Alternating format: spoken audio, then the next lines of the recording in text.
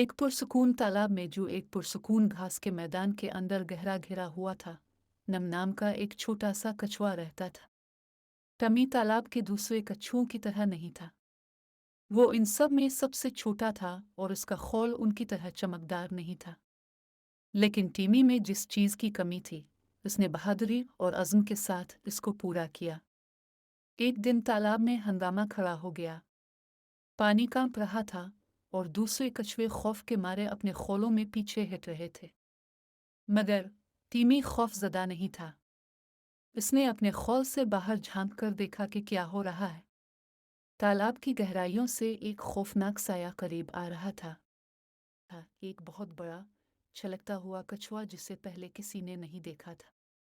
दूसरे कछुए कुछ भी करने से बहुत खौफजदा थे, लेकिन टम्मी जानता था कि उसे काम करना है। वो तीर कर पानी की सतह पर पहुंचा।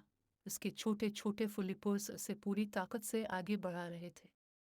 एक दलेर दिल के साथ टम्मी ने नए आने वाले खतरनाक शख्स का मुकाबला किया। तुम मेरे दोस्तों को क्यों डरा रहे हो? इसने पूछा। इसकी आवाज़ कांपती लेकिन पुरज़्म थी। देव हैकल कछुआ टम की तरफ मुतवज्जे हुआ और कहा, मैं एक नया घर तलाश कर रहा हूँ, लेकिन मेरा मकसद किसी को डराना नहीं था। मैं सिर्फ इतना सा हूँ और मैं उसकी मदद नहीं कर सकता।